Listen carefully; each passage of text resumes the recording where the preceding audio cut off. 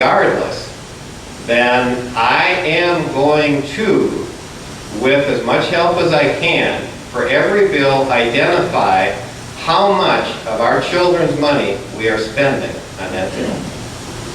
And I intend to go to the American public on every bill and say, okay, here's how much we're spending on this. Let's say it's $100 billion. And folks, I want you to know of that $100 billion, $36 billion that we're spending is our kids' money. And is that really what you want to do? So that's the big picture. Now there are a lot of other things I want to do, and let me just say that includes putting major limitations on the Supreme Court. Stan made reference to runaway Supreme Court. You know, Congress under the Constitution has the authority to limit the scope of the Supreme Court. Okay, let's get with it. And so there too we need to exert our checks and balances on the court. Joe Meyer. Hi, Hi, Joe. I've been in North Dakota the last 5 months, so I haven't done the adequate research to get a horse in this race yet. But I ended up talking to a lot of supporters across CD1, and I write down the negatives, the supposed negatives for each candidate. Sure. So this is one of those, Al, I'm going to put you on the spot. Please do so. But some of the negatives that I hear from the other side is that in the legislature you supported a gas tax, and that ethanol and light rail are some that have some of your support. Now, I don't know if that's true or not, but is it? Well, yes and no, but let me start with the light rail. My position on light rail has always been, I support light rail as long as, and it's my opposition never wants to quote those as long as. I support light rail as long as it doesn't violate property rights and there is no taxpayer funding. All right? How much light rail is going to get built under those conditions? Zero. All right? I'm not opposed to light rail. It's just not taxpayer funding. By the way, the Rochester Chamber of Commerce wants me and everybody else to support high-speed rail for Rochester, and Mr. Walls says we have to raise taxes to support high-speed rail. What is this? It's another huge weight that we're going to put on this sled that is already overloaded. Have I supported a gas tax? I think I did once the first year I was in. But keep in mind, again, the gas tax is not indexed for inflation. And so you can make a case that at some point in time, to have adequate funding, you just try to keep up with inflation somewhat. Would I do that today? I would not. I mean, in view of this. But let me add to that too. I'm sometimes called an environmentalist, and I want you to know I am. I own 3 wetlands that I defend without a single taxpayer dollar, and I do it because I enjoy it. And I enjoy wetlands, and I enjoy hunting ducks.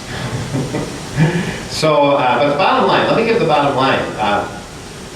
A lot of these things that my opposition has raised has been trying to give the impression that I'm not that conservative, which I think is really, really interesting, because for most of my career I've been attacked for being too conservative. And so I just tell people, why don't you get the record straight? But the fact of the matter is, too, in Minnesota there's a group that ranks legislators basically on how conservative they are. And I was in 6 years. I got their top award 6 times. And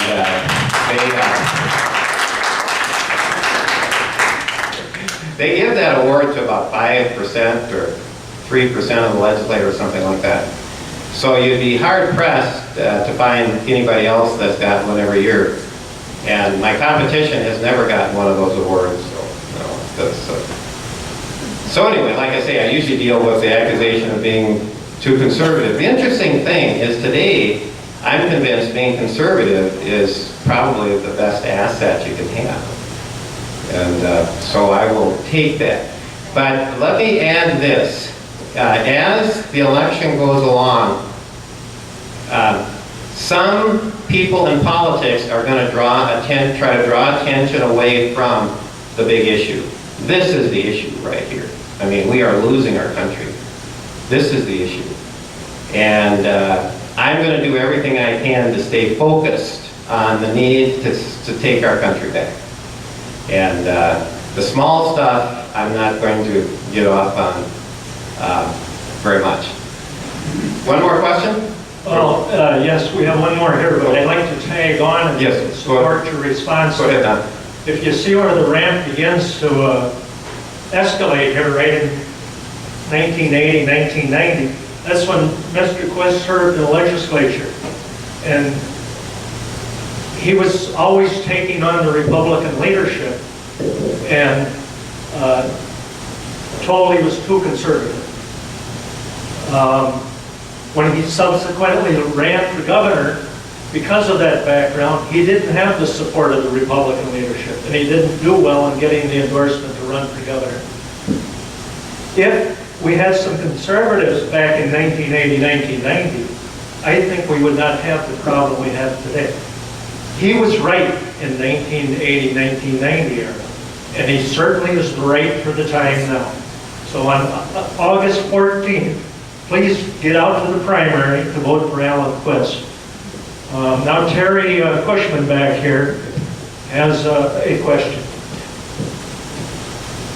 Terry, go ahead. Well, it's good to know that you're willing to take on the Republican Party, because I believe it's going to be a definite difficult thing to do, because we have elected a guy to run against Barack Obama who has definitely shown willingness to be in the middle. Now, I was going to ask that first. My other questions would be coming to the tone of term limits, the fair tax, and issues that would also directly affect this massive debt scale if the people that were passing laws and wasting their money were to have to live under the laws that they passed. I would like to see that addressed most assuredly. Right. Well, you're asking a number of questions. Let me start with legislators. Go ahead. Yes. The other point that I would like to bring up is when you're being attacked on the issue of spending, it's every dime the government spends is buying votes. Every dime, doesn't matter where it is, they're trying to buy a vote somewhere. You know, and so giving it up on that issue, there's a ready-made response. You know, is that what it takes to buy your vote? You know, how much was your soul worth? The farm bill? Okay, if that's what your one item is. Well said. Let me give you my line in parades. You know, when I walk in parades, I talk to people along the curb. And every once in a while, I will have somebody ask me, you know, they'll say, "Al, what are you going to do for me?" And my answer is, I'm going to give you a country where you're free.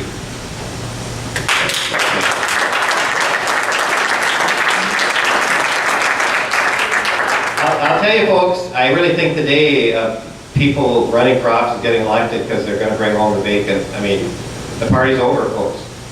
And I don't think that's going to sell. Not only is it wrong, I don't think it's going to sell, because I think people have figured that out.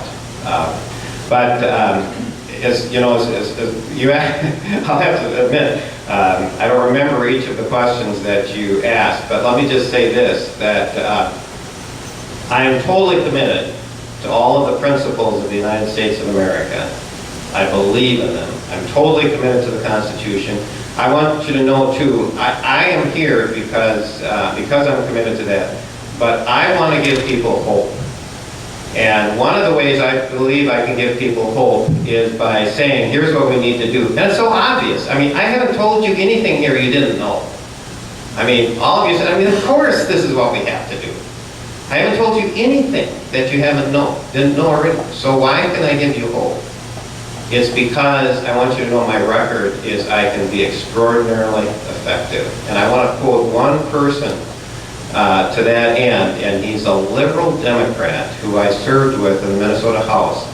His name is Lee Greenfield, okay? He was championing every liberal cause that there was when I was in the House, and I would debate him on the House floor again and again and again to his chagrin. After I left the legislature, end of the 1889 session, he was asked by a reporter